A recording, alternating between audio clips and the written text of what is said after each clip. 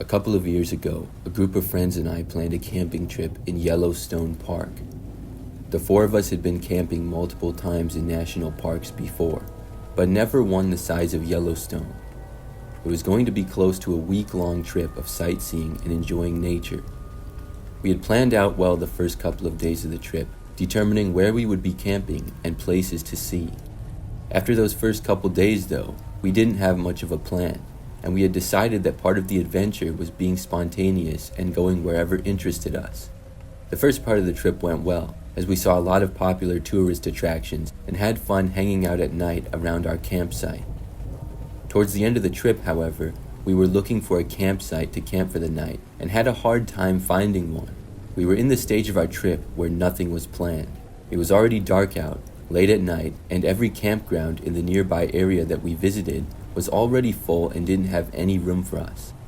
Eventually, we drove past an open lot area that had some scattered fire pits created with stones and looked like a good spot to camp at. The area wasn't online and didn't show up as a named campsite on Google Maps, but clearly people had camped there before. The area was empty and we didn't see anyone, so we decided to set up camp there for the night. We had to set up the tent in the dark with flashlights.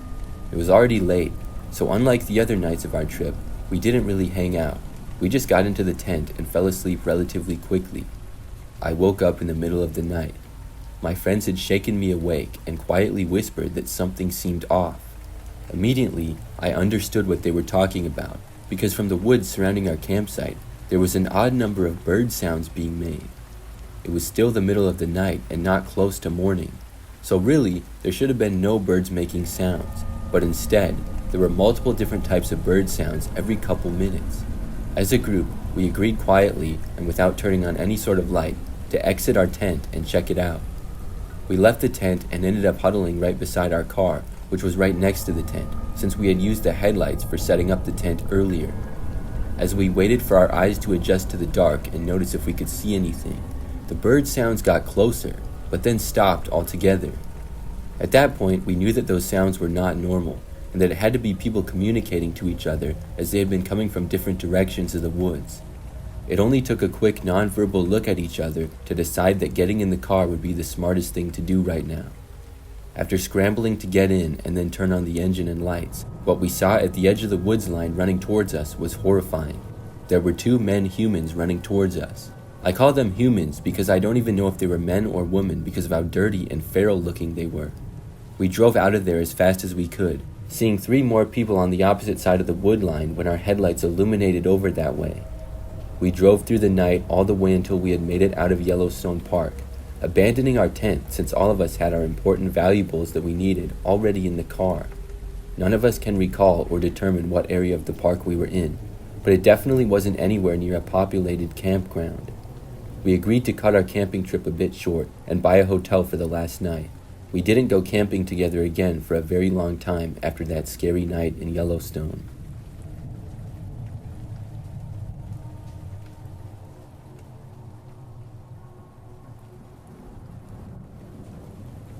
My friends from college and I tried to stay as close as possible after we had graduated from school.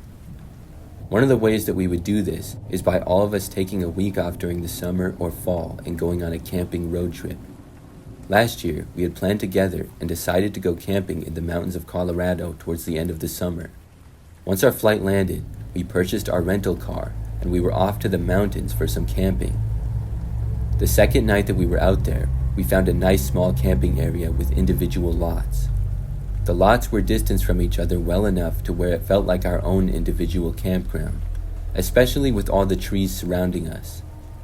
We had picked a lot close to the small creek, which flowed nearby close to the highway, so that we could wash off after a long day of hiking. We set up our campsite while it was still light out that evening, so we wouldn't have to set anything up after dark. Once everything had been set up, we headed to a restaurant in the closest town for some dinner. We arrived back to the campsite after dark, and were surprised to see that our tent flap was open and stuff had been moved around outside. There was nobody in the clearing of our campsite, but somebody had gone through our stuff. It was a disturbing scene, but we proceeded with our night. It was time to get some sleep soon, so we grabbed our towels and shampoo and walked the short 5-minute walk to the stream to wash off. The water was very cold, but it was still quite refreshing in a way. It wasn't until after we had all exited the stream and were drying ourselves with towels on the riverbank that I noticed something. Across the stream on the opposite bank, there was 100% somebody watching us. Not wanting to alarm my friends, and also not wanting to let the figure on the other side of the stream know that I had seen them, I suggested that we go back to camp. On the walk back to our campsite, I briefly explained to my friends that I had seen someone across the stream from us in the woods. Between that and the incident of somebody rummaging through our tent while we were gone, it was decided that we would sleep in the car tonight. It was already hard to sleep and get comfortable in the car, and the added anxiety about the person I had seen by the stream didn't help either. The whole night I kept glancing out the windows, seeing if I would see anybody lurking around in the moonlight.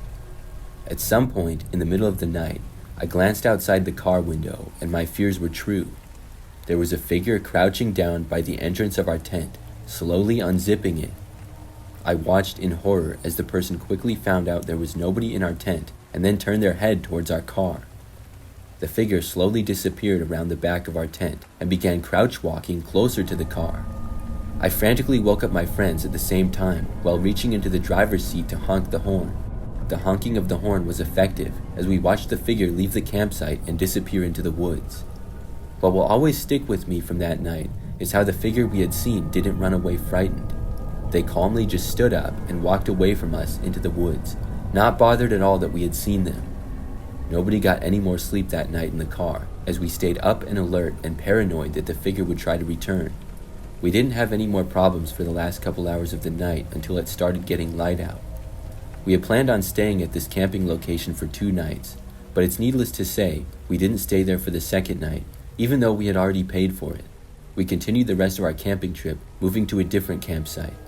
Thankfully, there was no more issues the rest of the trip, but that night will be vivid in my memory for a long time.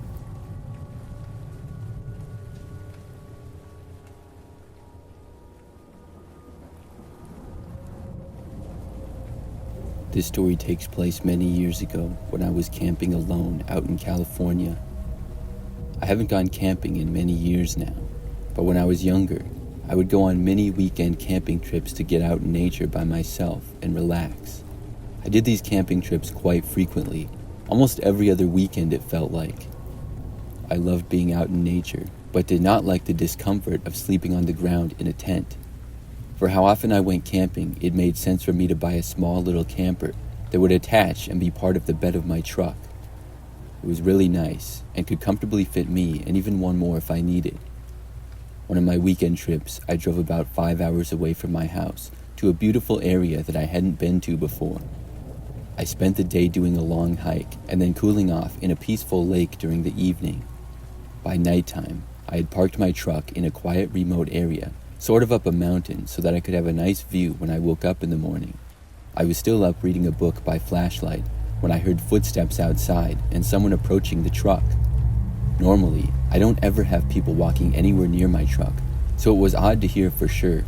Maybe I had parked in a bad spot, or somewhere I wasn't allowed to be and somebody was coming to let me know. Either way, I didn't feel comfortable, especially since it was after dark at this point. I called out a greeting of, "Hello, who's there?" as the footsteps approached closer. A raspy male voice responded saying, "Hi there, I just wanted to check out your camper. Pretty nifty." I was really quite comfortable laying in my bed in the camper in the back of the truck, so I yelled out that I could show them the camper in the morning, assuming they were maybe camping nearby. There was no response from the man outside for what felt like a couple of minutes. Finally, I heard him muttering to himself, but couldn't make out anything of what he was saying. Assuming that was that, I went back to reading. Oddly though, I didn't hear any footsteps retreating away. The man had to still be standing there. He was, and after a few moments, I heard footsteps moving around my truck, but still not leaving. There was tiny little porthole-like windows on the side of my camper, which I kept covered with curtains at night. I looked outside, but couldn't see the man at all, and it sounded like he had walked to the front of my truck. Next thing I know, I heard some quiet thumps starting from the hood of my truck, and eventually getting closer to me. Whoever this person was had the audacity to climb onto my truck and crawl onto the roof of my truck towards the camper in the bed of it.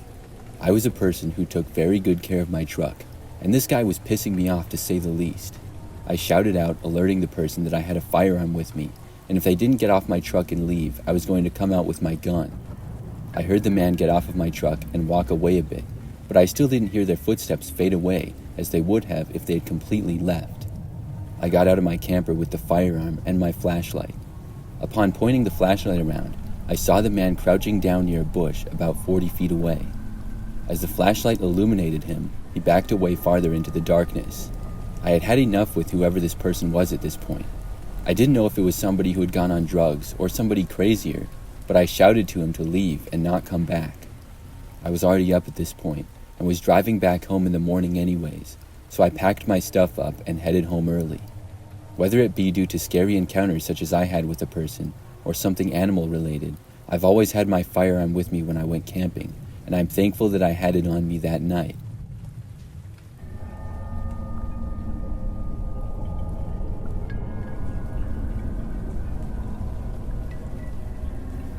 My family timeshares a cabin on a lake, and we go there about once a month. We have a pretty large family, and oftentimes we invite up friends or significant others with us as well. Because of how crowded the sleeping situation can get inside the small cabin, a group of us, normally the younger adults, will pitch a tent outside to sleep in. The best spot for the tent to be set up is on the sandy beachfront right by the water, since it's softer than the yard. One weekend towards the end of July, there were many people staying at the cabin that weekend. It was a perfect night outside, so a group of 4 had decided to sleep outside in the tent. The group included my older brother and his girlfriend, as well as my younger brother and me. That night, I was woken up to the sound of a boat engine on the lake. Sometimes fishermen would go out onto the lake in the middle of the night because they wouldn't have to deal with the daytime activities of jet skis and pontoons. The fishermen never came too close to anyone else's property though. This motor engine, although it was running quietly, was getting closer to our beach where the tent was set up. My older brother had also been awoken by the noise of the boat, so we went out together to check out what was going on. Walking out onto our dock, we saw a fishing boat slowly drifting by only about 15 to 20 feet from our dock. The moonlight revealed that the boat was empty. We watched, confused, as the boat drifted into our neighbor's beach area by the waves on the lake. Both my brother and I stood frozen on the dock, not knowing what to think about what we were seeing. The silence of the night was broken by our neighbor's dog barking, and then our 2 dogs joined in on the barking. My brother and I ran back down the dock towards the beach, and were about to start walking up the hill towards our cabin, when a figure emerged from the darkness of my neighbor's yard. The person had a black wetsuit on, and some type of mask with goggles on over their face. Our cabin and our neighbor's cabin are close to each other, and we saw the figure run past us about 90 feet away at most. They entered the boat and then drove away back out onto the lake, looking towards my brother and I standing on the beach by our tent as they drove away. We found out the next day that our neighbor's cabin had been broken into, but their dog scared the person away before anything happened or before anything was taken. It was an eerie experience, especially basically camping in the middle of all the action, seeing the empty boat and the figure escaping into the night. I don't think the person in the black wetsuit knew that we were camping out on the beach.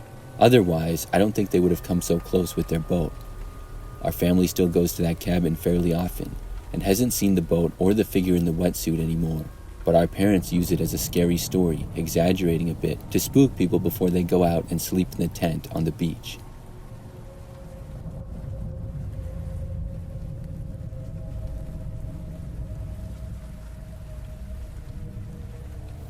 Many years ago, a friend and I decided to take a bicycle trip together. Our goal was to bike most of the day on bike trails, and then find a place to camp at night. We had made good progress towards our destination, and arrived in about 2.5 days. We were going to relax in the small town that we were in for the rest of the day, by swimming in the lake and getting a nice dinner in a restaurant, after eating beans and bread for the last couple of days we had been biking. The bike trails we were on didn't really have any good camping spots, so we had been finding places that would work, like the edges of parks and the backs of cemeteries. We found a quiet spot in the cemetery to camp for a night, before starting the last half of the trip back home the next day. The spot we found really was nice. It was at the back area of the cemetery, out of view from the main street, and there was a nice area of mulch, which we set our tent up over to sleep on. That night was also the night before the 4th of July, so there was a decent amount of fireworks, which my friend and I watched sitting outside in our tent. The sun had already set, and while we sat outside our tent, there were multiple instances where we felt like we saw something move, or some sort of motion out of the corner of our eyes. My friend and I had already slept in graveyards earlier on this bike trip, and we had gotten into the habit of walking around and reading graves, so it was something to do to pass the time. Partly because of the odd movements that we felt like we were seeing, and partly because we were bored, we grabbed a flashlight and began walking around checking out the area. We stumbled across one grave that saddened us. It was a baby's grave with a bunch of toy cars on the ledge of the grave. We normally didn't get spooked in graveyards, but we both glanced at each other as it got really windy and chilly for a second, and then stopped as soon as it started. Down the row from us, we saw a tiny opaque figure gliding away from us. It was a child-sized figure that we saw for a few seconds before it simply vanished. Thoroughly spooked now, we went back to the tent and had a restless night of sleep, waking up often. We were both relieved when we woke up while the sun was rising and we could begin to pack up and start our ride home. I opened the flap of the tent and was about to step outside when I saw something lying on the ground right outside of the tent. There were 2 toy cars laying outside, the same type from the grave that we had seen last night. After both my friend and I swore that we didn't get up in the night and move those cars at each other, we walked them over to the baby's grave, and sure enough, there were 2 empty spots where cars had been last night. We finished wrapping up our stuff and were on our way, leaving the graveyard. I had never previously believed in spirits of any kind, but I wasn't skeptical anymore, as I had seen with my own eyes that there was some sort of presence at the cemetery we had stayed at.